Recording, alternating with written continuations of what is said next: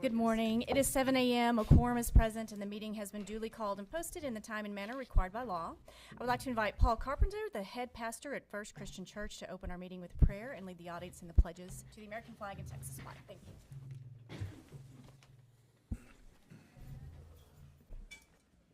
Please pray with me. Good morning, Father. We thank you for blessing us with a new day. We also thank you that your foundation of your throne is truth and righteousness and justice. Lord, it's an honor to pray in this room, to seek your blessing for these good people who are after a righteous cause, the development and equality for all our kids. First, Lord, we pray for success, that you would multiply our efforts. We pray for those who are truly called to the craft of teaching, that they would be most encouraged by you when life can be awfully discouraging with decisions made outside our city. And dear Father, we pray for wisdom to be blessed in this room so that this team would be able to discern your will and to serve the children and the families in our city. Finally, Father, we pray for protection and proper funding. Lord, there's a lot going on in our state, and we pray under your will, trusting your sovereignty, that you would look out for these schools, look out for this effort, look out for this ministry, which includes all the kids who want to be included. We thank you so much for the teachers present here today. We ask, Lord, they would receive a special surge of your strength, and for all the students, with all their accomplishments, we pray they would know how valuable they are to you. We love you, Lord, but that's only because you loved us first. We pray this in the power of the name of Jesus Christ. Amen. Amen. Pledge allegiance to the flag of the United States of America and to the republic for which it stands, one nation, under God, indivisible, with liberty and justice for all. Honor the Texas flag. I pledge allegiance to thee, Texas, one state, under God, one and indivisible.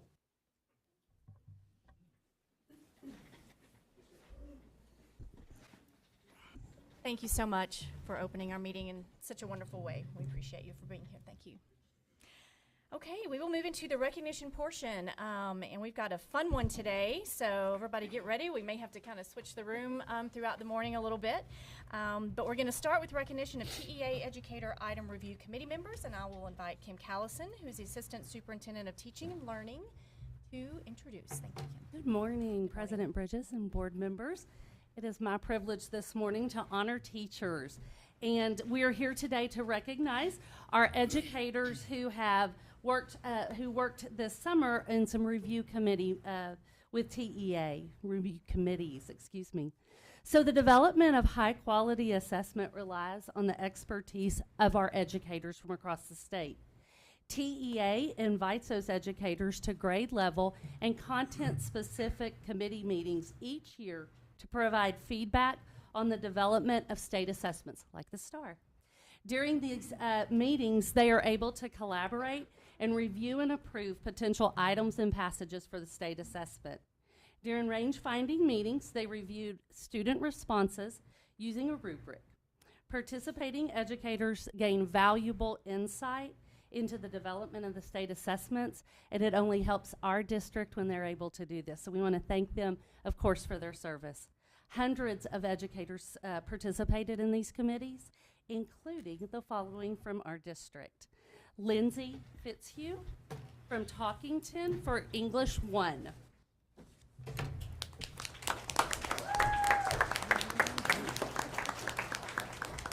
Ophelia Suarez from McWhorter Elementary with grade 4.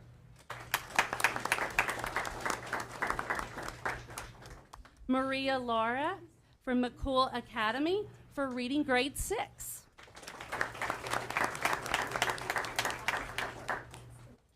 Donna Hamblin from Talkington for reading grade 7.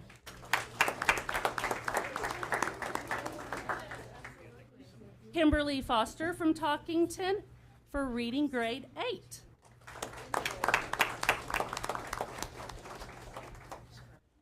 And Stacy Stevenson from Monterey High School for English 2. Once again, we want to thank them for their time and their service.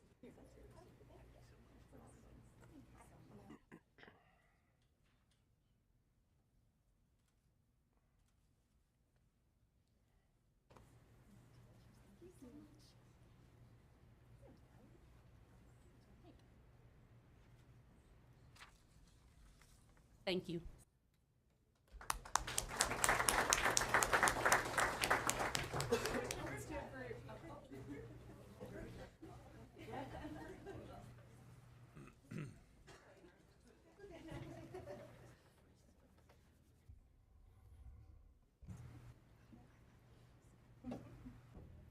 Here goes. Ready? 1, 2, and 3. Looks good.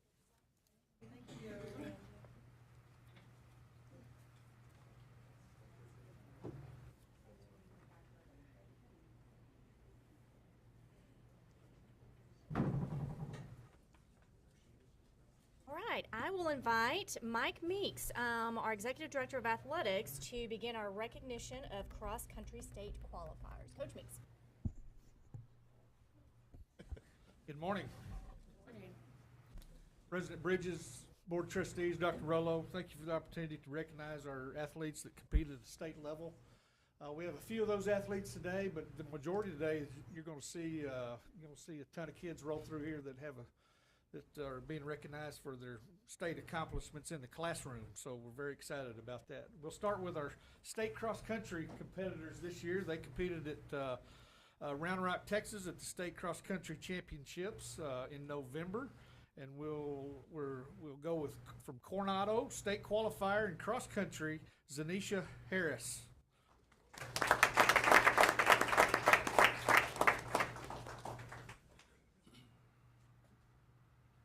From Lubbock High School, state qualifier in cross-country, Arturo Rodriguez.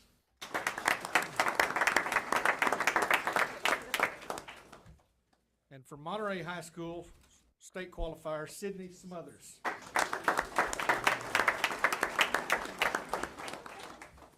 Z is coached by Amy Withrow. Arturo is coached by Michael Sparks. And Sydney's coached by Krista Jones. And I think we want to take one cross-country picture with everybody. Y'all come back up. Coaches, y'all be ready? Then we'll do individual pictures with their coaches. All of three of you together.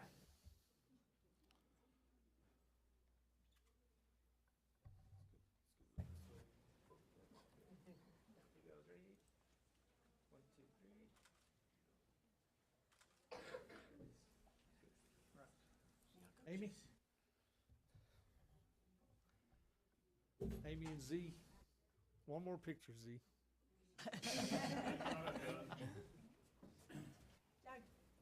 Mr. Young? Mr. Young? No. Mr. Huber. Morning, Mr. Huber. Couldn't figure out what we were calling.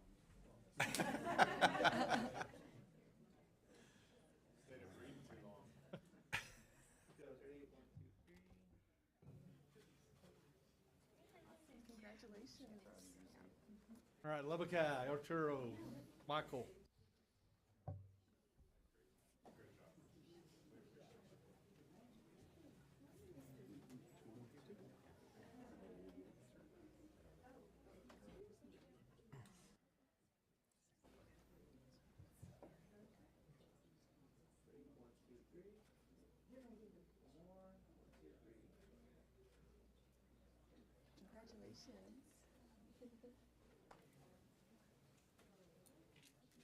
Monterey.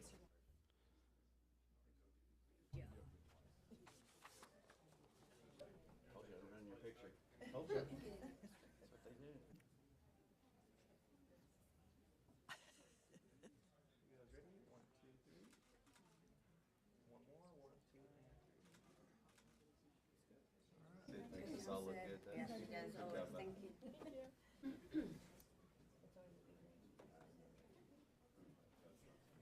All right, Coach. All right, Continue here we and just go. Lead us through. Yeah, here we go. Academic All-State kids. These are mixed with Texas High School Coaches Association and the Texas Girls Coaches Association Academic All-State Awards. There's football, volleyball, and football kids. We'll at the end, then we'll bring all the volleyball kids up, and then the football kids up for their pictures at the end. So let's start with all from Coronado High School. Volleyball, TGCA Academic All-State, Addison Andrews. She was also THSCA Academic All-State First Team. Coronado High School, Ivan Ayala. No Ivan. Okay. Dylan Corley. Football, THSC Academic All-State Second Team. Jaylee Gutierrez. Football, THSCA Academic All-State Honorable Mention. Zakira James. She was THSCA Academic All-State Second Team and TGCA Academic All-State. Solomon Owar. THSCA Academic All-State Second Team. Dominic Paris. THSCA Academic All-State Second Team. Abraham Ragland. No Abraham. Okay. Raymond Rodriguez. Academic All-State Honorable Mention, THSCA. Jose Rodriguez. No Jose. Okay. Ardesia Taylor. She was TGCA Academic All-State and THSCA Academic All-State Second Team. Maya Trevino. THSCA Academic All-State Honorable Mention. Isaiah Vasquez. THSCA Academic All-State Second Team. Major Vera. Academic All-State THSCA Second Team.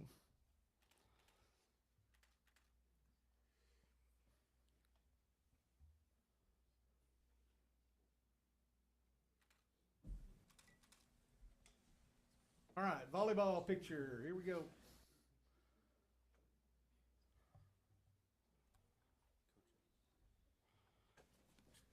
Volleyball coach is Candy Stevens, and our head football coach at Coronado is Andrew Roy.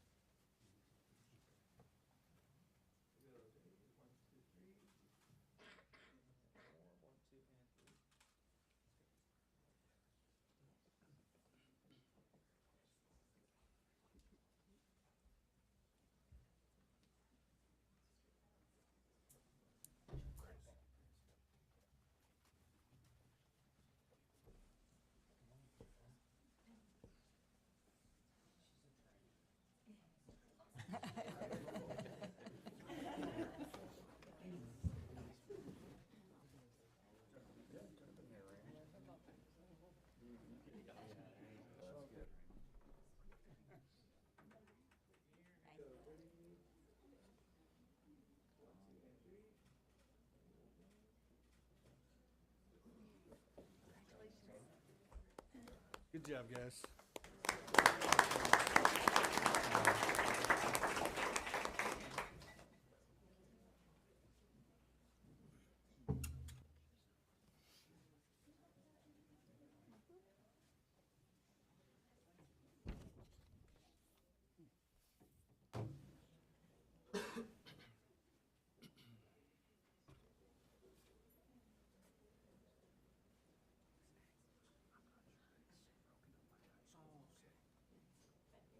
All right, from Estacada High School, Academic All-State in volleyball, Jasmine Anderson. THSCA Academic All-State, Amari Atkins. THSCA Academic All-State Second Team, and Ashandra Johnson. THSCA Academic All-State Honorable Mention, and Ashandra goes to school at Talkington School of Young Women Leaders. Volleyball coach is Gloria Maestas from Estacada High School.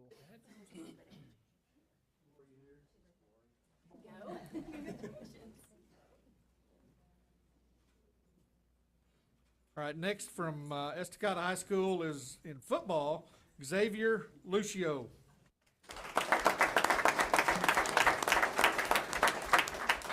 Academic All-State First Team. He is coached by Eric Ward.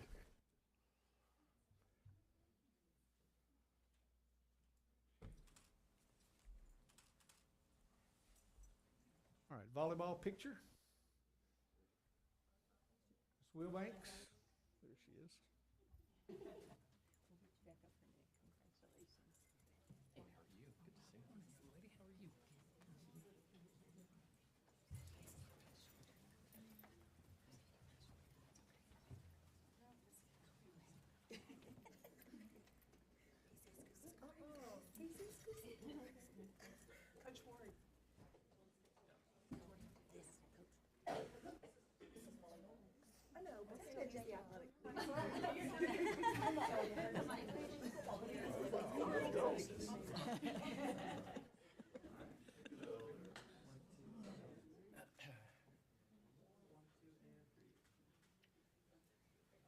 Good job, girls.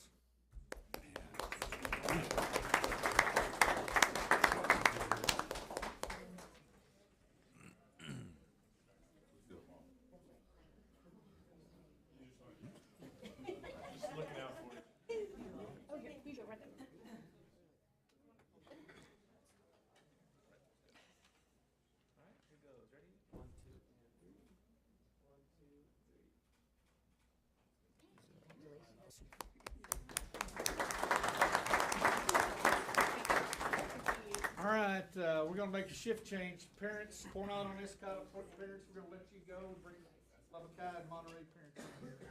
So we're going to reset the parents.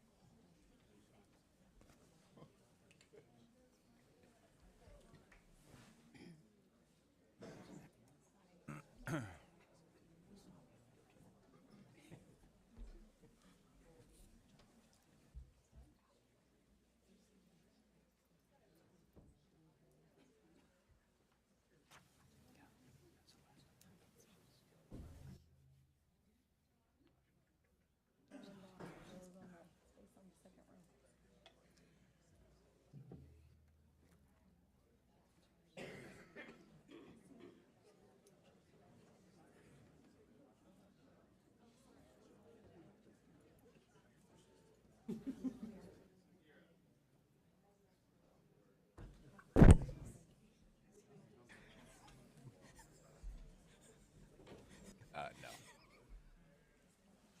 Negative. Question 9. Okay. Ready? All right, we'll continue with academic all-state recognitions, and there also be on the lookout. There's one all-state competitor here, so here we go. From Lubbock High School in volleyball, Emma Bowling. Emma was TGCA Academic All-State. Manuel Espinosa. Football, THSCA Academic All-State Honorable Mention. Faith Ford. Volleyball, THSCA Academic All-State Second Team. Bryson Garza. Football, THSCA Academic All-State Honorable Mention. Carolina Hernandez. North Carolina. Carolina was TGCA, THSCA Academic All-State, and she was TGCA All-State. Charles Hogan. Football, THSCA Academic All-State Honorable Mention. Hazel Lee Marsh. Football, THSCA Academic All-State Honorable Mention. Reese Pena. TGCA Academic All-State, THSCA Academic All-State Honorable Mention. Sincere Perez. Football, THSCA Academic All-State Honorable Mention. Juliana Rodriguez. Joseph Rosendo III. Football, THSCA Academic All-State Second Team. Mikhail Rosendo. Football, THSCA Academic All-State Honorable Mention. Alexandro Sanchez. Braden Sanchez. Volleyball, TGCA Academic All-State.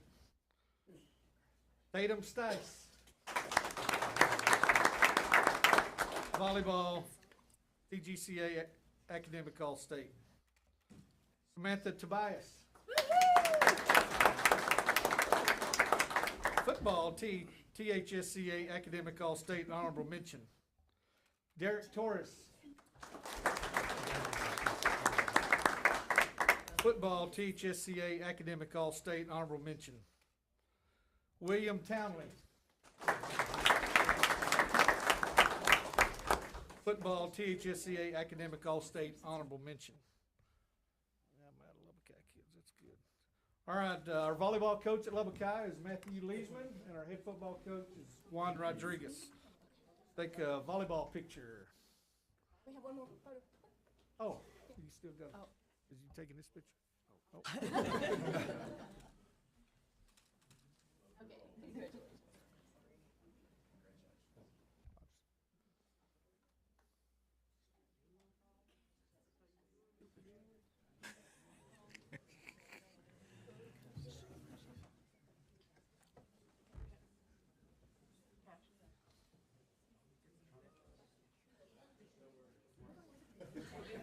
Sorry, it's full. It's been fun watching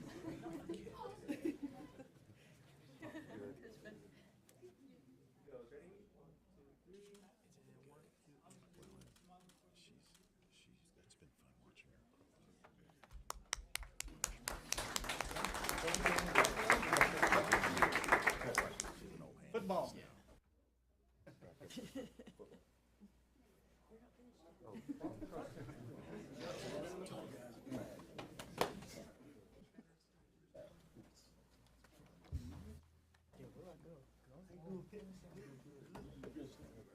Two rows. Find a window.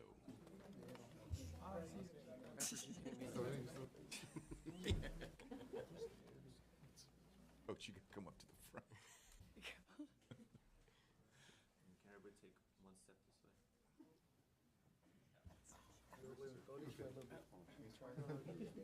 You have to be careful. There you go. You go, ready? 1, 2, 3.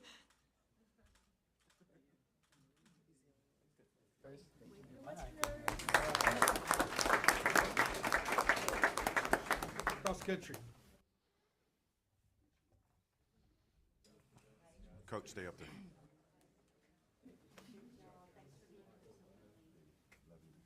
Coach, we gotta go to school still?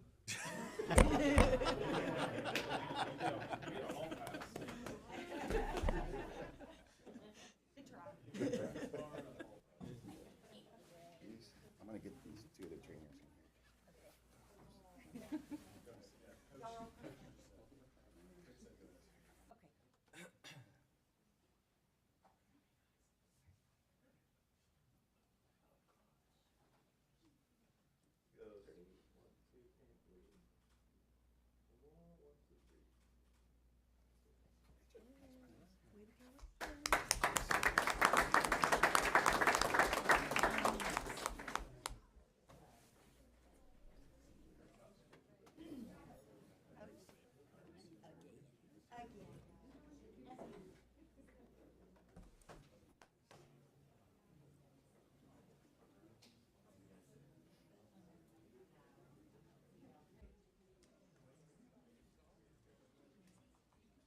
All right, from Monterey High School, Academic All-State recognition. Welton Ansley, THSCA Academic All-State Honorable Mention. Don't think Welton is here. Luke Harrington.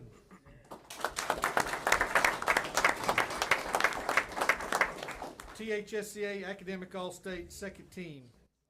Avery Bond. Volleyball, THSCA Academic All-State. Volleyball, THSCA Academic All-State Second Team. Espen Garcia.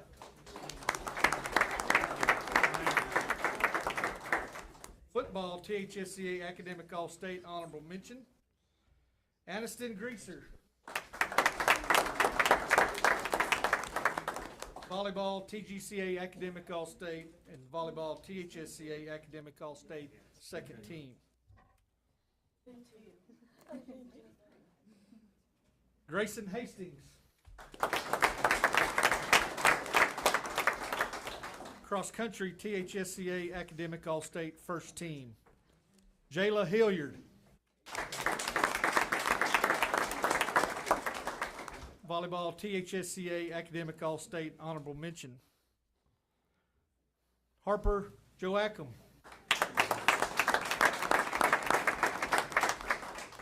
Volleyball, THSCA Academic All-State and THSCA Academic All-State Second Team. Elena Lucero. Cross Country, TGCA Academic All-State, Cross Country, THSCA Academic All-State First Team, and TGCA All-State. Rosalind Rodriguez.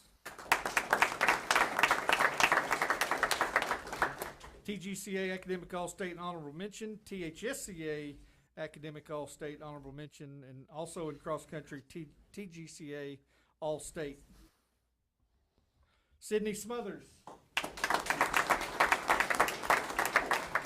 TGCA Academic All-State, THSCA Academic All-State First Team, TGCA All-State, all in Cross Country. Jordan Stoffel. THSCA Academic All-State Honorable Mention. Tiffany Wallace. Cross Country, THSCA Academic All-State Honorable Mention. Shamari Wilkerson. Volleyball, TGCA Academic All-State, and volleyball, THSCA Academic All-State Honorable Mention.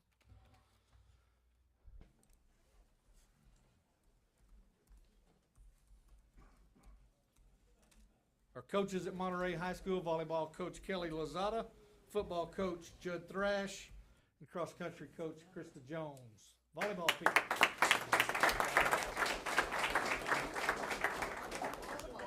Volleyball.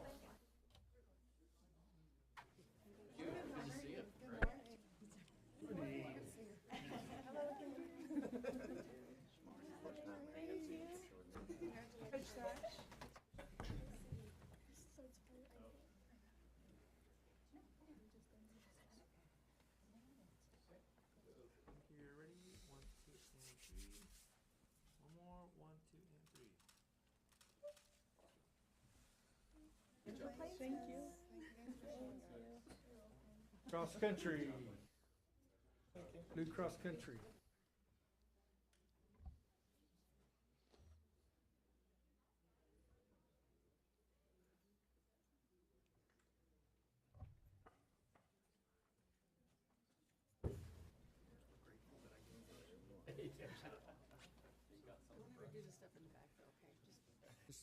This cross country, yeah.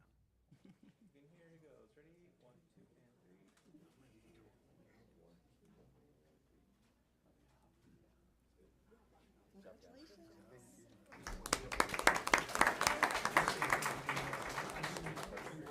Football.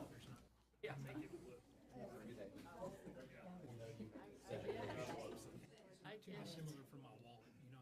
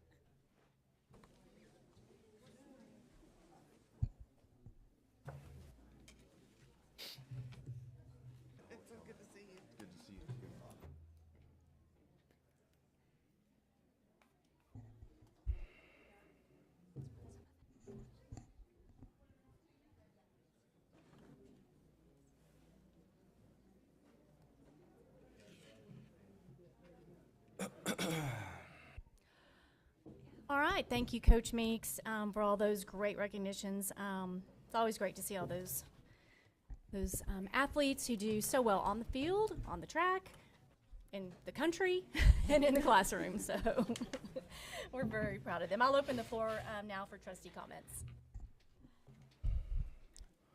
I'll go first again. Started. First, want to thank Pastor Carpenter for his prayer. 2 words stuck out, success and wisdom, that he prayed for. I think we need a lot of both in these times right now. I think his prayer was very fitting for, I think, where we are right now and where we're going. Want to recognize these teachers. Some of those areas are critical areas, as we know, that we need to improve. So to see people excelling in those areas and receive recognition for it is great. These athletes, to balance a athletic and academic life, I think at the level that they're doing is exceptional. They're learning life skills that they may or may not realize that they're learning right now. So just hats off to them. And then finally, thanks to all the folks who have put all the hours of work into this bond consideration.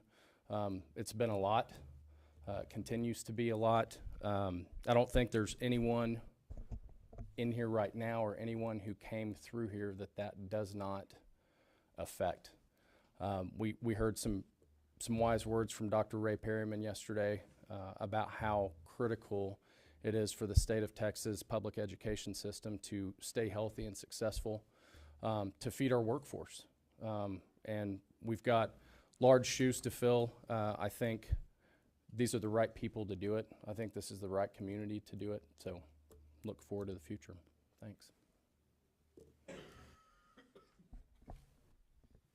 I'll start by saying thank you to the teachers that volunteered their time. We're in a current environment where, at least at the state level, teachers are highly underappreciated, and so we're asking these teachers stepped up and did more than they were asked to do, even in these times, and that's admirable. And I guess a shout out to Stacy Stevenson. I don't know if you saw her jump up and all zesty, and I mean, it's good to have that ray of joy this early in the morning. So to all the students that we got to recognize this morning, it's good to be back. We haven't had recognitions in a few meetings, and so definitely a joy for us to get to do that, and to also recognize that as they're coming up, this person's going to go play at the next level at this college, and this one's going to play at this level, and makes sense, right? Academic All-State, you get the opportunity to play at the next level. So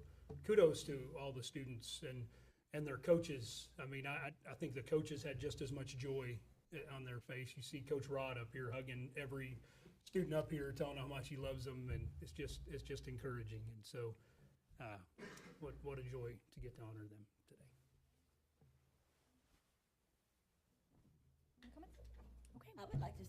I would like to say something. It is with much appreciation to see all of the students, see the faculty, and realize that they've done a lot, and it's good to be recognized. I was surprised to see the TEA. I'm still learning, being recognized for the review committee members. We're in a good place, and it's tough, and we can do it. And it's good to see the community come out. Thank you, everyone. Comments? Dr. Rolo, anything to add? Everything that you've said, I'm so incredibly grateful for our teachers who gave their time in the summer to review the assessments that the state is giving, and we're grateful for every single educator in this district. But these educators have absolutely stepped up. And these student athletes, it just is a testament to the amazing work that is happening in our schools, and we're so very proud of them. Doesn't go unnoticed, believe us. Thank you, guys. Okay, the next item on the agenda is citizen comments. However, no citizens signed up in advance to speak, so we will move on to the workshop, which is our future focus presentation. Dr. Rolo. Yes. We're going to shift gears for just a minute and bring up the presentation.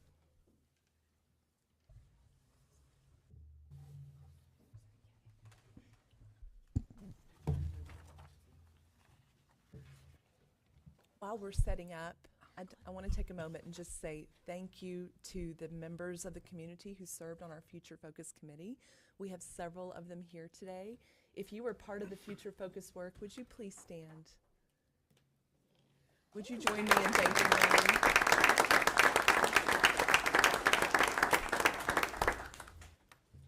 These folks spent countless hours in meetings in the fall and into the spring and have done immense work, and we are so very grateful to each and every one of them. So thank you for being here today. All right, we'll get started with our workshop portion. So as you guys know, we had a committee process. We had over 100 people who served on the Future Focus Committee. They spent a lot of time reviewing data, had very rich discussions, and then they gave us feedback over 8 Future Focus Committee meetings. We also, in between those meetings, had community and staff meetings at the campuses who could potentially be affected by the work. We had listening sessions, we conducted surveys, and multiple meetings over the time that we worked on this. And then more recently, we spent a great deal of time just refining and prioritizing the work, balancing the needs in our community and in our district, along with our financial responsibility. And so I'm going to ask Malin Henry, who served on the Future Focus Committee. She's going to go over the committee voting. Good morning. My name is Malin Henry, and it was a pleasure to serve on the Future Focus Committee. A couple of things I wanted to say very quickly is this number of total approved projects, 178.3 million, that is a result of the supermajority at our tables. So we had 10 tables that voted. If there were 8 out of 10, then that's how these projects got put, and the number came to 178. That will be referenced later in Dr. Rollo's presentation. One other thing I wanted to say also really quickly is to arrive at these decisions, the district did a great job over the course of many meetings of putting experts in the room for all of us to learn from, to ask questions from.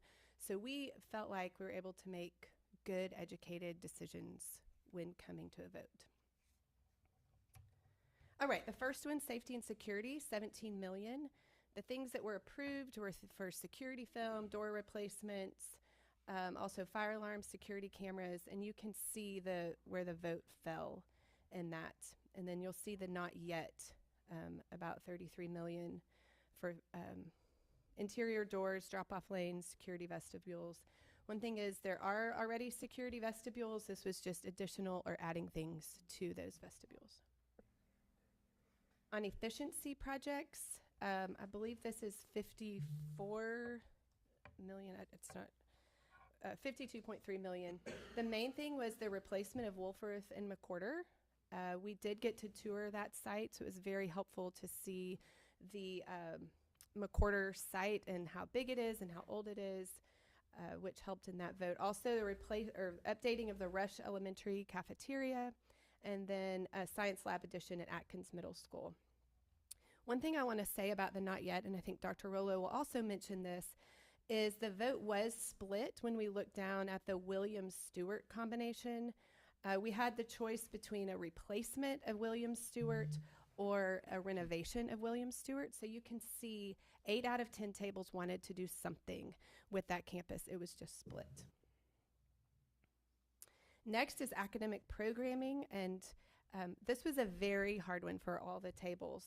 But the two things that had the supermajority were replacing the middle school auditoriums, and that was partly too because it's not just fine arts that use it, but school assemblies, parents, community, those get a lot of use. And then the middle school science labs being renovated. And last, the capital renewal projects. At our table, sometimes it's called ugly money, things that people don't see and aren't always pretty, but obviously you can see 10 out of 10 definitely need to be done. HVAC, plumbing, electric, some restroom renovations, and then a few high priority kitchen renovations. Thank you.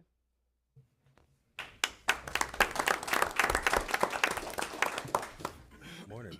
Morning. So I'm Leonard Williams.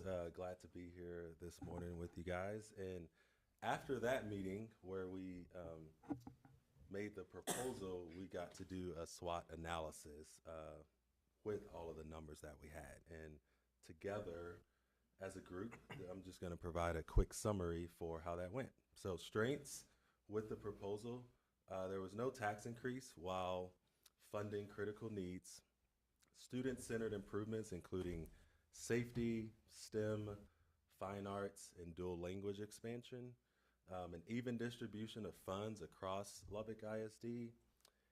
New schools attract enrollment and drive community engagement. I believe on ours there was just one new school, but the group really felt as if the new schools are just a big community engagement opportunity and a way to attract enrollment to those neighborhoods. And then the last one being innovative programs and facility improvements, including science labs and security enhancements. Weaknesses for those, financial limitations, including the inability to fund all three of the new elementary schools that were options for us. The size of the district is shrinking, impacting long-term sustainability.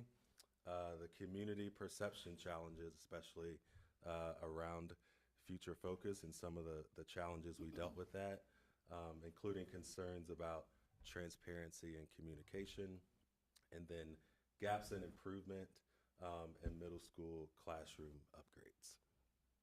When we think about opportunities with this SWOT analysis, a big opportunity was strengthening community trust through messaging and civic engagement, enhancing student experiences in STEM, fine arts, and specialized programs, economic growth potential with new businesses, neighborhood renewal, and the labor force development, and then a big opportunity in boosting enrollment and teacher recruitment through modernized campuses.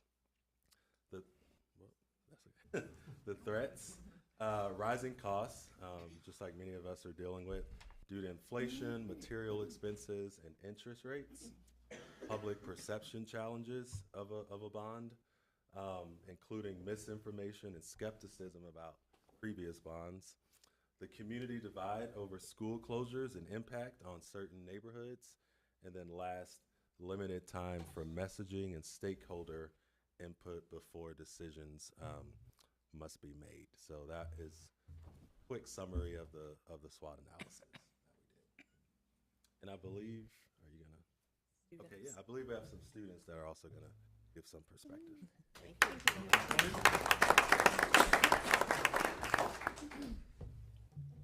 Hello to all in attendance. My name is Keegan Valdez and I'm a junior at Talkington High School. I would like to take a moment to share my experience with my participation in the Future Focus Committee. Getting to be an active voice in my community and district has been an absolute honor. The work done within the committee is that of discipline, understanding, and perspective. These three qualities were essential in the often challenging but necessary conversations held during our meetings. This committee allowed me to meet many new people and gain insight into their views and ways of life. By exploring various mindsets, I was able to see the broader picture and the common goal we all shared, to support the students and staff and members of Lubbock ISD in every way possible. This goal served as a unifying factor among our very diverse group, always aimed at the betterment of the district. Although the effort put into this committee was considerable, the true reward was knowing that I was part of something much bigger than myself. The impact of these decisions I helped make will extend far beyond my peers and myself. It will influence generations of students and faculty for years to come. Thank you. Great job.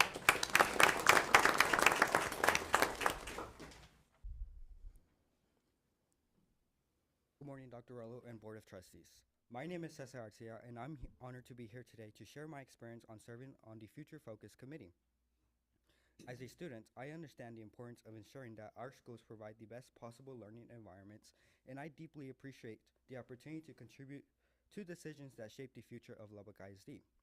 Throughout my time on the committee, I've gained valuable insights into the challenges and opportunities facing our district.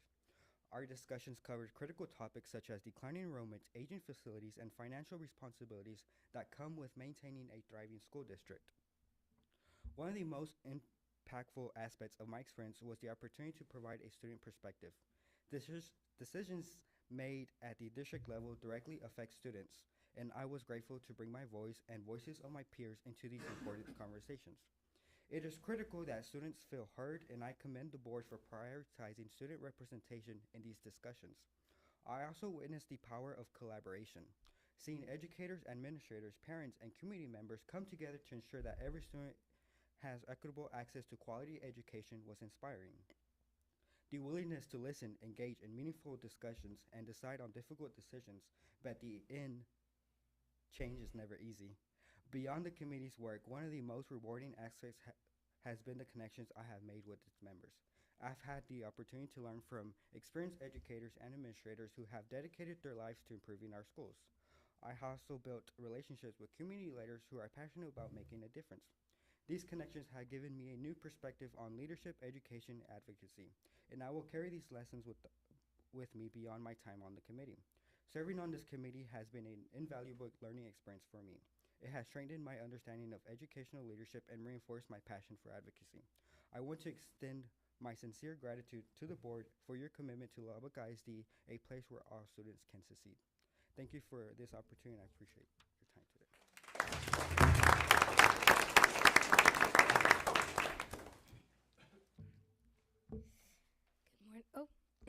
Good morning. My name is Aubrey Turushi, and I am a freshman at Talkington. I'd like to thank the Board of Trustees and Dr. Kathy Rollo for allowing me to come speak, and I'd like to thank the hardworking individuals of the Future Focus Committee who allowed me to have these experiences.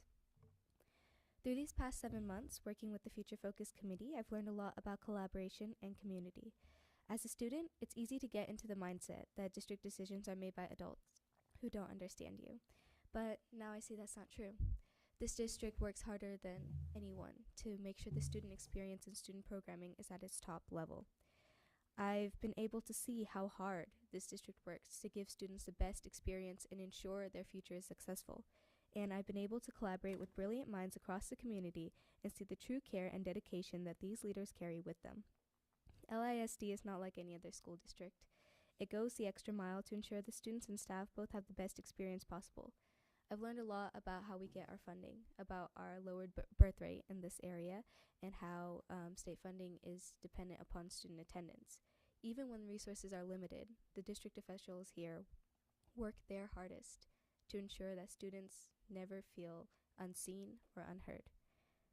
I've learned a lot about this district, and I feel such a part of my district community. Thank you so much.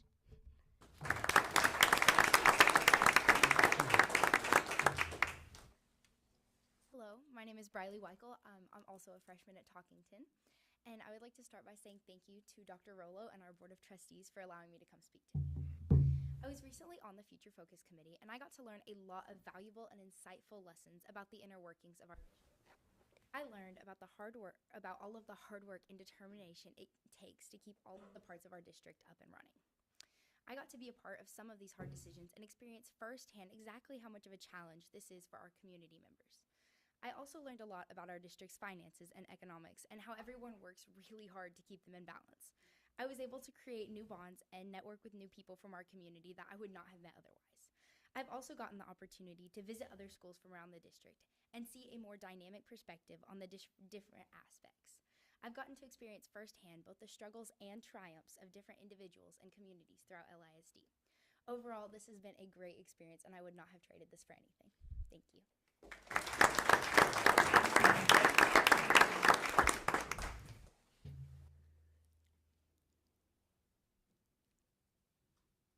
Hey, that's a tough act to follow right there. Like, I hope I can articulate as well as they did. That's amazing. So, all right. You heard from the Future Focus Committee and the students, and we got some great information. And I'm going to frame this conversation around two numbers. You got the 178 million, and then we have a slightly larger number that we can talk about. And how we get to this slightly larger number is through creativity and innovation through the LISD team and the Future Focus Committee of working together, because we saw that they had more wants than we initially had the funds for. So that's what we're going to talk about here. So the first slide, if you look at here, is our tax base chart and our assumptions. If you look on column two shows our tax base, and it shows how it's risen over time. We all know that our tax base increases as values increase. Column 3 shows our growth rate, and that's a percentage on how much it grew. And if you look at that, it's around an average of 3.3 a year when you average all those out. And then you go to our M&O tax rate. If you look at our M&O tax rate, it stayed pretty well the same up until tax compression started, and then you see it start dropping off. And then you look at our INS rate. Our INS rate was relatively the same until we did a tax swap, or a TRE, back in 2016, where we took 2 pennies and we moved them to the M&O side. And then you see our total tax rate. I'd like to point out that our total tax rate is the lowest that it's ever been since 1993, so it's significantly compressed at this time. And then I want to draw your attention to a couple of things, because we're gonna point back to this here in just a little bit. If you'll take like 2016 to 17, and you add those percentages of growth together, that's 9.63%. Do the same with 2020 and 2022 to 2022. It's 10.28%. 23 to 25 is 9.73%. We'll draw you back to that here in just a little bit, but I want to show you that. So the key takeaways is our tax rate's the lowest it's been since 1993, and there's a couple of anomalies in there due to the homestead exemptions being enacted. Okay? Next slide. On this slide here, we initially started with a $223 million number with the Future Focus Committee. And that's how they came to the supermajority of trying to stay under that at $178 million. The $223 million here is based on assumptions of a 3-year 1.5% growth, then another 3-year 1% growth, and thereafter a 0.5% growth. Well, if you remember from the previous slide, we obviously show more growth than that annually. So those are very modest assumptions. That puts us at $223 million if we sell all the authorized bonds at one time. Okay? So that was our initial number that we started with. Then after we started seeing the weaknesses of more needs than we had funds for. So we started having to get creative and innovative on how we can generate more funds to accommodate that. So the way that we can do that is, instead of being so modest on our assumptions, we can raise that a little bit. And so that generates more funds. So through innovative and creative thinking and patience, we can generate more funds with the same tax rate. Okay? So on this slide here, it shows $250 million. So you have $200 million that you will sell initially, and then you will wait 3 years for some growth to happen, and then you'll sell another $50 million. Okay? Here's another assumption. So you have $260 million. So you sell $200 million at the beginning, and then you wait several years, and you sell $60 million. Okay, so you ask why the difference. So on the next slide here, we can show you that based on those assumptions, the left side is $250 million, the right side is the $260 million. If you look at those percentages, the left side totals up to about 8.65% growth. Simple calculations, not taking into account compounding formulas or anything like that, just simple calculation.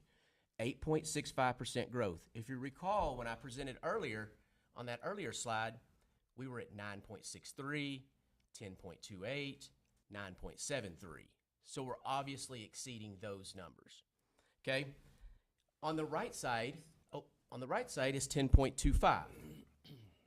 So if you look at that, we have to be a little more patient on the right side. Okay? So you ask, what happens if we don't meet those growth measures? We have to wait another year before we sell. We have to be patient.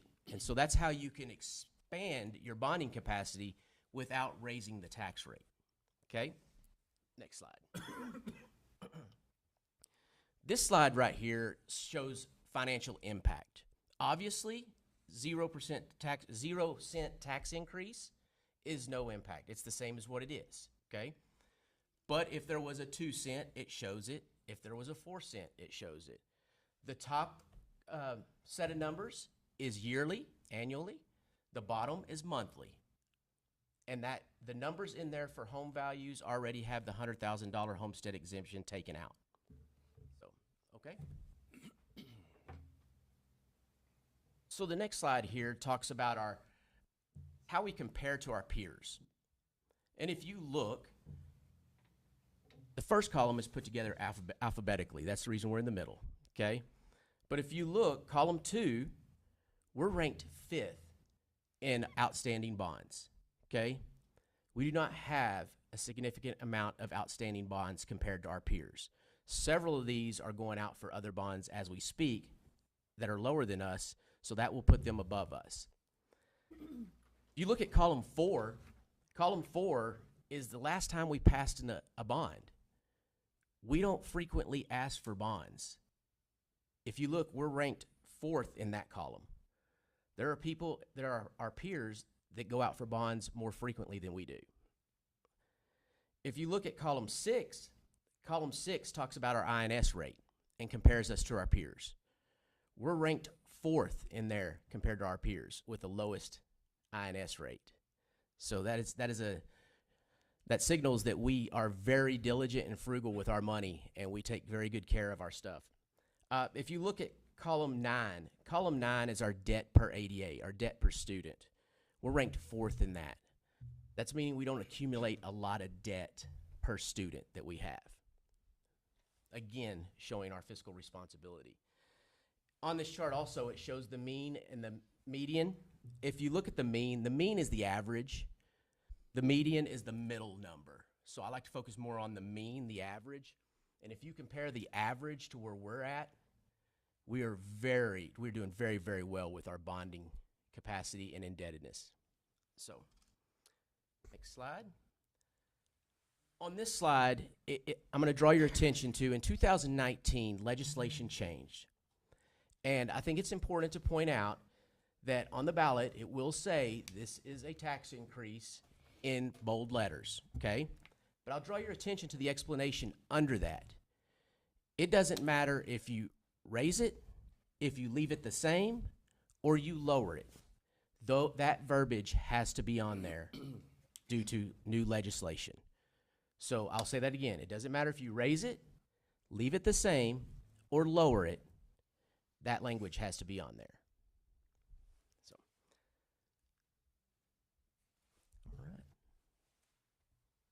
All right, so I will jump into what we are bringing to you today as a bond proposal. But before I do that, I want to say again, thank you to our Future Focus Committee for the work that you put into this. You did an outstanding job, and we are so incredibly grateful for each and every one of you. Would you join me in thanking them again? And I want to thank our students. I know they are on their way to school as we speak, but I want to thank our students who participated in this. You heard from 4 of them, but we had many more than that who served on this committee, and they are our why. They are why we did this work, because we want to make sure we're providing the very best experience we can for every single one of the 24,000 students that we serve in Lubbock ISD. So we are incredibly grateful for their voice in this work, and grateful for the 4 who came and spoke to us today. So we will jump into the bond proposal. I want to begin by saying the Future Focus Committee, with a supermajority of the tables, voted to move forward with $178.3 million worth of projects. But if you look at the 10 different table groups, and just as a reminder for our community, each table had multiple people who served on it, and they worked together throughout all of the Future Focus meetings to come to consensus on different items that we brought to them. But you can see that if you look at the numbers that each table group moved forward, they wanted to do more. They realized that we had more needs, but because they had to vote by a supermajority, in other words, 7 of the 10 had to vote for that particular project, that was a harder standard to meet. But you can tell that they all wanted to do more. So the key takeaways with the Future Focus Committee, as Malin beautifully shared with you before, there were projects that they moved forward in safety and security, around facility upgrades, new schools and renovations, and then academic programming. But what we are bringing to you today is a recommendation of $290 million. We can do that if we sell them in 2 different tranches, sell our bonds in 2 different tranches, and we are comfortable that we can do that with our current INS rate, so it would not result in more taxes being levied. So we are asking you to look at some additional projects. So this is a plus. We want to take everything that the Future Focus Committee moved forward, and then we want to add to that because we believe we know we have the bonding capacity to do that. So in safety and security, we actually are bringing to you as a recommendation what the Future Focus Committee moved forward, and you can see that that is additional security filming, some door replacements, and some access control servers, and then also fire alarms, additional fire alarms, security cameras, and fencing. The 2018 bond, we did a lot around safety and security, but there are additional needs and things that we want to do to ensure our students and staff are safe. So we're asking you to consider these items in safety and security.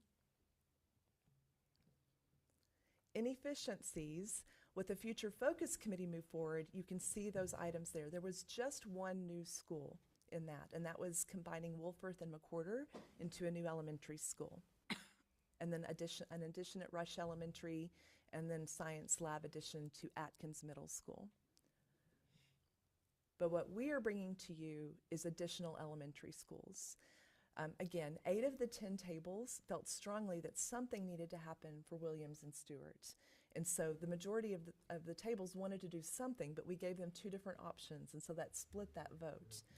We also know that Bean and Hodges are going to be consolidating next school year at the Bean site. But that building, although the building is a beautiful building, there are a lot of things that need to happen at that building in order for it to be a viable thing moving into the future. It needs a new boiler and chiller. It has a lot of infrastructure things that people can't see that need to be addressed. And so a new elementary school for Bean and Hodges students and a new elementary school for Williams and Stewart, we believe that that is very, very important for our community. It touches all parts of our city, and we also know that the operational savings that we can gain by having a new, more efficient building are very, very important. When we combined Wright, Guadalupe, and Jackson into Carmona Harrison as a result of the 2018 bond, we saved $1.8 million in the first year just in operational expenses. And so we believe that this is a really good thing for the district moving forward to have 3 new, more efficient buildings. And so we're adding those 2 new elementary schools to what we're bringing to you around efficiency. In academic programming, the Future Focus Committee moved forward middle school auditoriums and fine arts renovations, and also middle school science lab renovations.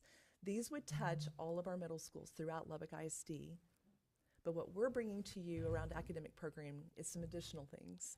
Again, we want to move forward with the middle school auditorium and fine arts renovations and the middle school science lab renovations. But we are adding to this list some things in our career and technical education. Culinary arts expansion. We have a lot of students who want to take culinary arts, and we are packed to the brim. We do have some space at the ATC that we could expand our offerings around culinary arts and allow more students to participate in that. The health professions pathway is a very popular pathway and one that is absolutely a workforce need in our community. Right now, we have great equipment, but there is actually newer equipment in the health professions that would enhance that experience and make sure that our students in those pathways are better equipped when they move into the healthcare professions. Welding. Our welding classes are full. We have waiting list. We really need to expand our welding, and we also want to make sure we're able to offer our students advanced welding classes to meet the needs of our community. And then capital renewal with the Future Focus Committee moved forward. You can see those items there. Some kitchen renovations, plumbing, restrooms, locker room renovations, HVAC roofing, and electrical panel replacements. And what we're bringing to you adds parking, paving, and drainage replacements as well. So this is the bond proposal that we're bringing to you, and we're happy to answer questions and hear your thoughts around this.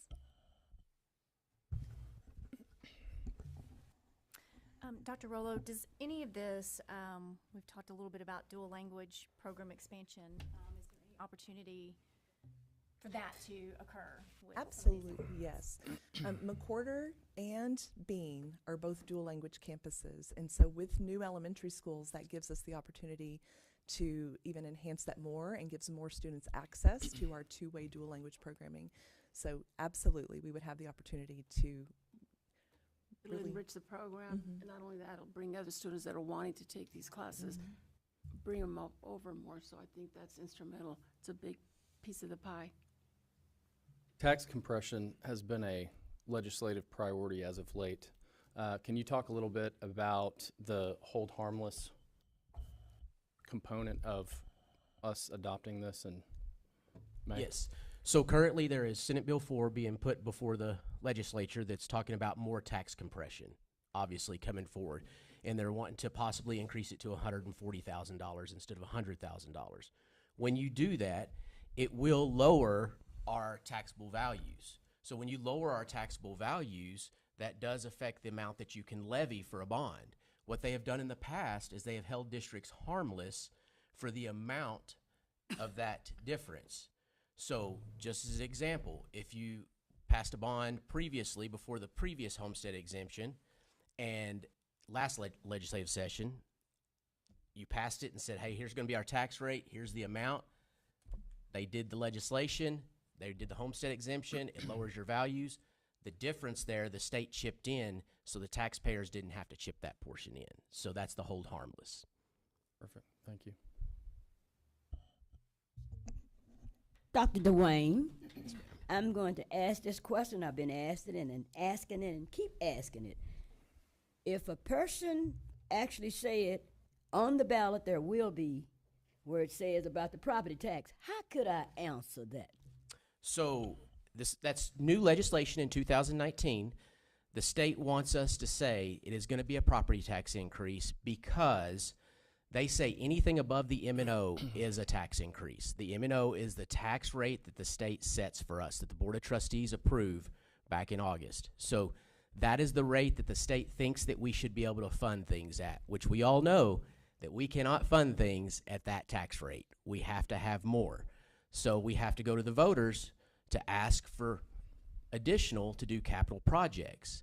So, and that with a bond, there is only certain things we can spend that money on. We cannot spend it on salaries and et cetera. We have to spend it on capital projects. So that's where we ask the voters to help us out with that, and that's why they're making us say that now. Thank you. That helps. So just looking at bonds outstanding and authorized but unissued, looks like our neighbors to the west have $640 million total outstanding and authorized. Our neighbors to the south have about 718, and tax rates that are about 21 and 33 basis points higher respectively. So I think to your point, Mary Ann, we have our lowest tax rate since 1993. We are not raising it with the proposal of a $290 million bond. And today, if we were to sell all $290 million, we would still have $553 million outstanding. So I think a lot of good points to argue, you know, because I agree. I think people from the public are going to be asking those questions. Thank you. I want to just jump onto that. What I heard you say is of the 15 comparable districts, we were the fourth lowest in the INS rate, fifth lowest on our tax rate, and fourth the lowest of our student debt ratio. So that indicates to me that we've been very good stewards of public funds. It is a bit counterintuitive when we talk about building schools when we are so financially strapped, but understanding it's two buckets of money, and by adding new schools, we can, through finding efficiencies and cost avoidance. If we don't have to purchase that new boiler and chiller, we have a new building, new infrastructure. It actually, in the long run, gives us more economic viability, more efficient. I want to make sure I'm understanding that and saying that correctly. Yes, ma'am. You're 100% correct on that. And a lot of people don't realize it's just like your home. When you have your home, you have thousands of dollars of things that you have to do a year. When you have a school that is 100,000 square feet, you have millions of dollars of things that you have to do a year in upkeep and renewals. And that cost avoidance that you're talking about is that millions of dollars that we have to do a year to just maintain the building, not expand it, not make it new, just maintain it. So when we can avoid those costs, that in turn is a savings to our M&O side, because you are correct, there are two pots of money. It's M&O, which we can use for teacher salaries and running our district, and the INS is our capital projects. We've been very frugal, I think, so we've been doing great. So we're in a good place. So question for Dr. Rollo, if we look at Carmona Harrison Elementary has been our most recent consolidation. Can you speak to enhancements to the student experience when that's happened, like as there's been a larger student base? What benefits have we seen to those students? Absolutely. So, of course, the building itself is designed for a rich learning experience. But beyond that, when you have a slightly larger school, you have more wraparound resources. So you have a full-time, you have an assistant principal, you have a full-time counselor, you have full-time, all of the academic support systems that you can put in place when you have a larger school. When you have teeny tiny schools, you have to share some of those services sometimes. They have communities in schools. Carmona Harrison in particular, we designed that school with some unique academic programming. For example, they have the agri-STEM focus. They have a greenhouse. They have gardens. The children are learning where the eggs at the grocery store come from, not just from the store, but they actually learn very important things about where our food and fiber comes from. These three new schools, we have the same opportunity to provide some unique academic programming. So it's just and when you have more teachers at a grade level, if you have one teacher or two teachers teaching first grade, there's not as much time for the teachers to really collaborate and bring all of their expertise around the table. When you have 5 teachers at a grade level, you have more people to collaborate with and team with, and then more friends. I mean, if you have 5 classes of first grade, you have more friends in first grade. And so our students have the opportunity to get to know and network with more students. I need to add into the beauty of all this is District 1 will be getting 2 new schools if this bond passes, and it is much needed, guys. So we've got a lot of hard work, up in front of us. So thanks. Dr. Rollo, do any of these on the ballot, is this one proposition, or do we have to separate them out? Because I know there's some strategy there maybe, so. Yes. Also out of the 2019 session came provisions around what has to be carried as a separate proposition. But this particular bond that we are bringing to you today for consideration and possible approval is one proposition. So it will be one item on the ballot. May 3rd? I think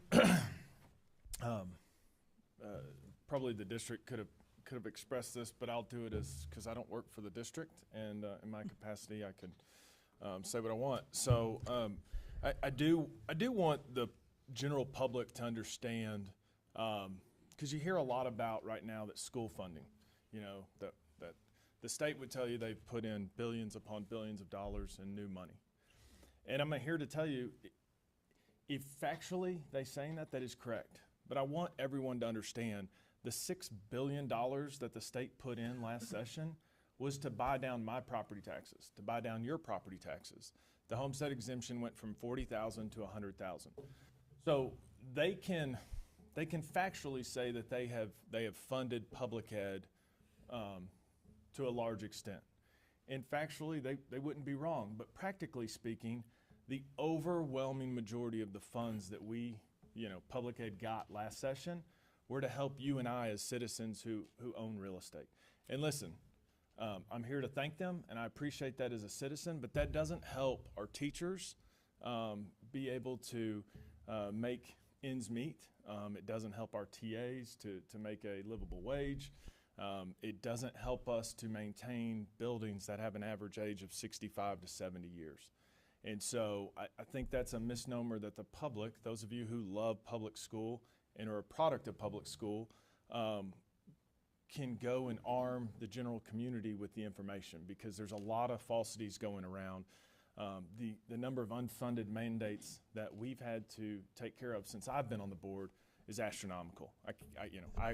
I can't add up prior to my time, but all that goes unrecognized, unnoticed. And so when you are funding public ed at the same level that you were in 2019, for the vast majority, there have been a few changes, but the basic allotment has not changed since 2019.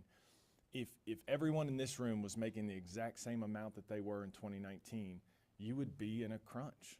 I mean, we're in a crunch, and we've made more probably since 2019. I mean, I know many folks who are doing well for themselves, and they feel the pain when they shop for groceries, when they buy a car, when they buy a house, insurance, property insurance, whatever you have it. And so I just hope everybody understands, because to Ms. Sharp's point, it doesn't make sense.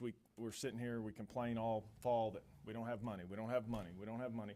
And then we're like, hey, we'd like to take a loan out, And so, but that is literally the only way a school district can do the things that it needs to do to continue to serve students in the future. If we continue to do what we have done since my time on the board, we will have buildings that will literally be falling down upon us. We'll have water leaking into buildings. We already have that now. And then the biggest thing is we will not be able to retain teachers.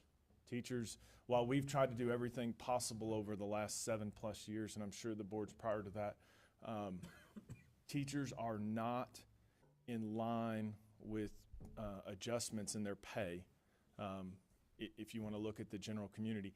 And it's not in line with state employees who are, those raises are voted on by the same people who vote on not to give us money.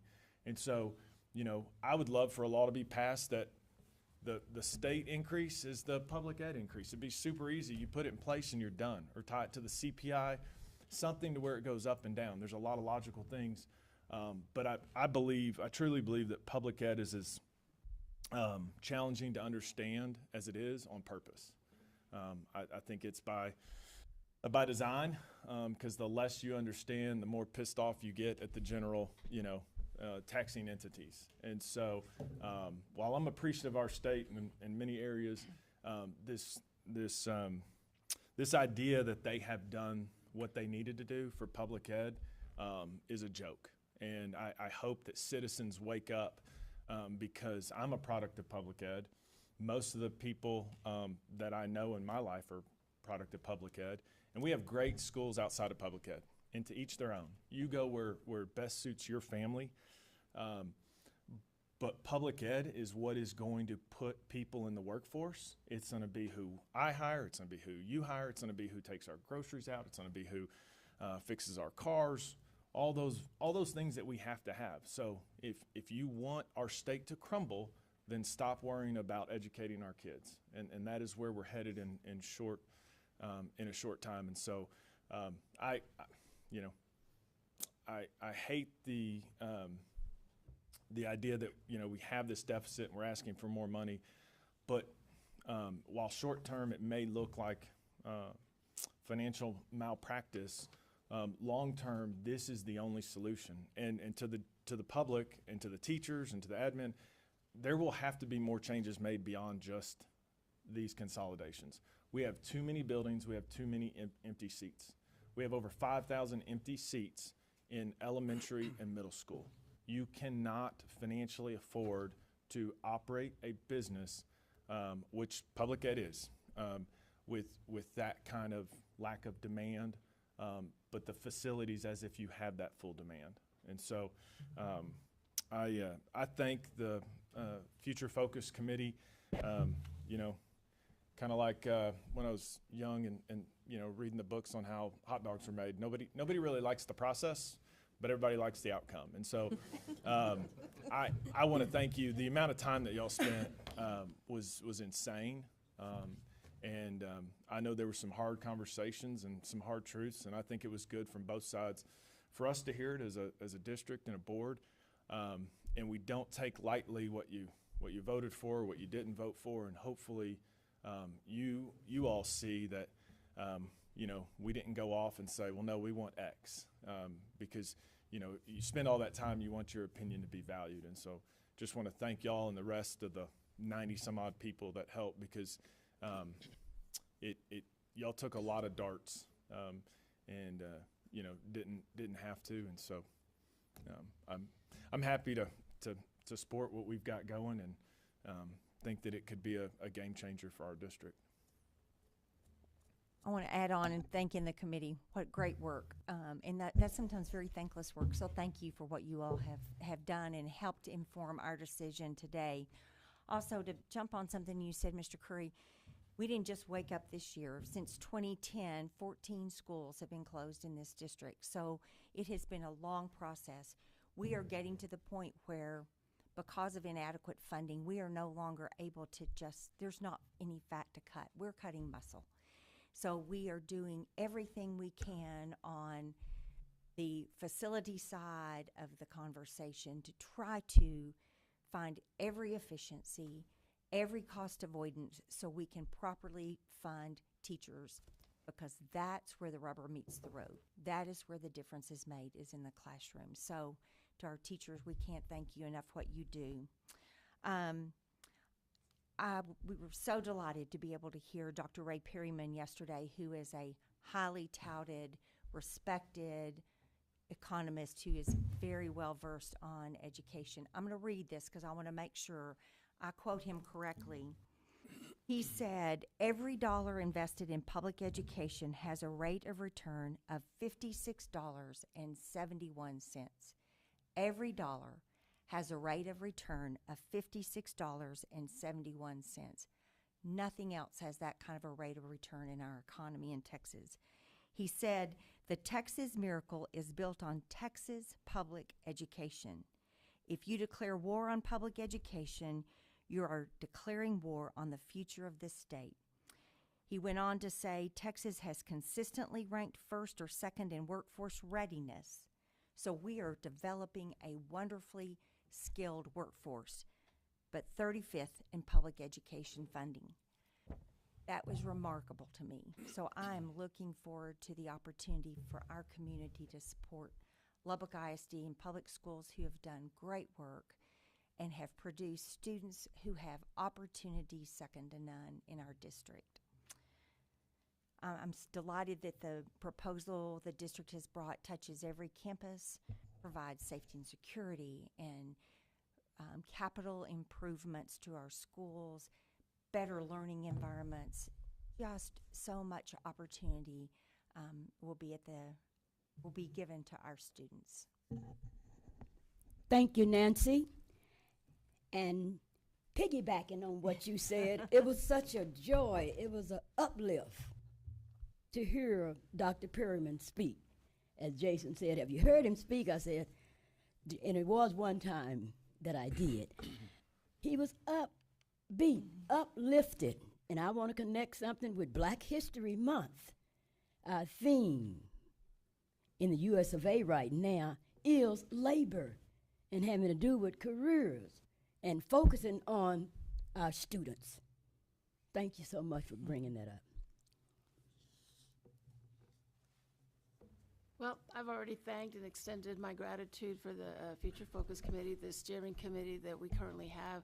I can't thank you guys enough. Like I said the other day, you guys have families, you guys have another life as well, and to do this, it takes a lot out of you guys, but it does not go unnoticed what you guys are getting ready to do and you've done. So thank you from the bottom of my heart. May God continue to bless you and guide you. Thanks again. I think one thing, and I apologize, I didn't mention this. I think to the community members who, don't love taxes and don't love bonds, not only is this going to the public, but also as you may have heard back in November, December, this board is committed to setting parameters that this board and future boards can use to notify the community, the teachers, the students, the stakeholders of when their campus may need to be closed. Because again, the reality is we know it's not if, it's when. And there's emotions that are always going to go with that no matter how you do it. but I think giving some data points up front for everyone to be on the same page would help. And I speak for myself. I'm committed to that because I think it will help not only our current board, but future boards. You know, a lot of people like to say transparent. I'm not a huge fan because I think it gets thrown out, but to me, that's authentic. Putting numbers where you know what may happen to your school, so you know, and you can be part of the solution if you choose to, you know, want to increase enrollment, or, you know, obviously you can't increase size, but the utilization of the seats that you have, you know, PTAs can get involved in that and other things. And so just want to make sure that's known. We're not just asking for money with making no sacrifices on this side, bless you, moving forward. I don't think that I've said thank you today. I have to the Future Focus Committee. The few times that I got to speak in front of you, I hope I conveyed my appreciation. And if not, again, let me say thank you. We are in this environment. All of us and all of our families are working hard as we see the inflation happen, and we're all looking at ways to do more with less. And that's what I realize taking out a loan doesn't feel like that, but we are going to, as we consolidate campuses, it's actually going to increase, as Dr. Rollo said, the student experience and teacher retention and teacher satisfaction. And all of the ideas and support that you gave us are going to help us accomplish that. So thank you so much. And I think it was necessary. To Mr. Ratliff's point, we're just 7 people. That doesn't need to be a decision that 7 people sit up here and make. The fact that we had over 100 community members that were students, parents, teachers, administrators, that's where these decisions need to be made by people who are in these buildings every day, people who are dropping their kids off at these schools every day. Those are the people who are impacted. So I think that it made perfect sense for us to make that, you know, the responsibility, and, you know, thank you, because it's a large responsibility, but the responsibility of the people that it affects. You know, I think Dr. Rollo pointed out we carried forward everything that Future Focus recommended, and then added some things that many of you did at your tables. So I feel optimistic about what we have in front of us. Thank you for carrying the torch. We appreciate you very, very much, and heartfelt gratitude for what you've done. So, and hopefully we'll continue to do as we move forward. So, okay, no other comments? All right. We will now move into the business portion of the meeting. Do we have any members of the public who have signed in to address the board regarding a posted board agenda item? Okay. Hearing none, we will move into item 6, which is administrative action items. Approval of resolutions regarding grant program applications to the Office of the Governor. Dr. Rollo. Yes, so we are asking for your approval of 5 different grants that must be approved by you before we can submit the application. As you guys very well know, we apply for anything that we can to help us increase our safety and security in our district. And so these are 5 different grants related to safety and security that we would like to apply for with your approval. And I'd be happy to answer questions. And I want to thank Dr. Lane Soberad's here. He's the one who has been working on these, and I'll call upon him if you have very specific questions. I just had one quick question. I saw some language in the cybersecurity piece about match funding on the district's part. Do we match fund some of those grant dollars that are put in on that particular grant?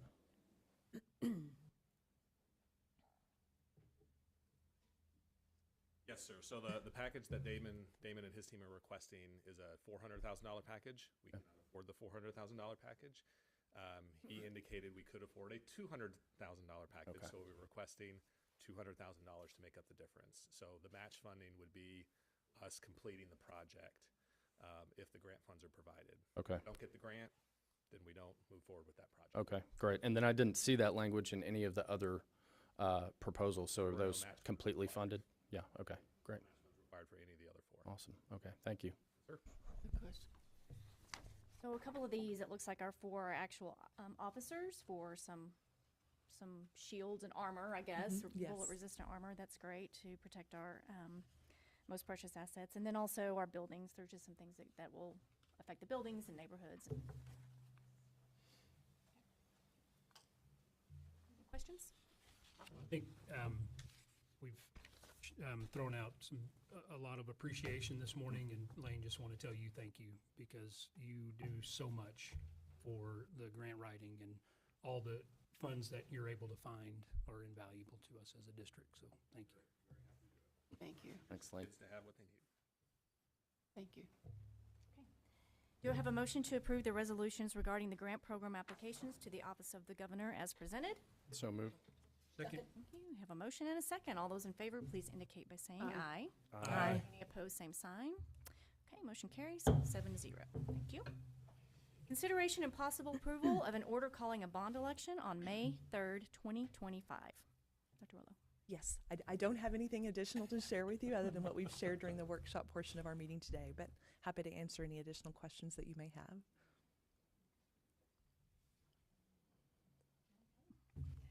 Do I have a motion from the board? So moved. Second. Sorry. Can we read that motion, please? Yes. Thank you. And I was looking straight at it when I said the same thing. I move that the board adopt an order calling a bond election with a proposal A in the amount of, what was that number again? 290. 290. I was gonna say 260. Yeah, 290. What? 290. Yeah. Million. How about million? How about million? Maybe start. Let's start over. Let me start this over. I move that the board adopt an order calling a bond election with proposition A in the amount of 290 million. How about that? All right, there's a motion. Second. We have a second. Motion is second. Thank you. All those in was favor, so please simple. indicate by saying aye. Aye. Any opposed, same sign. Motion carries 7-0. Thank you.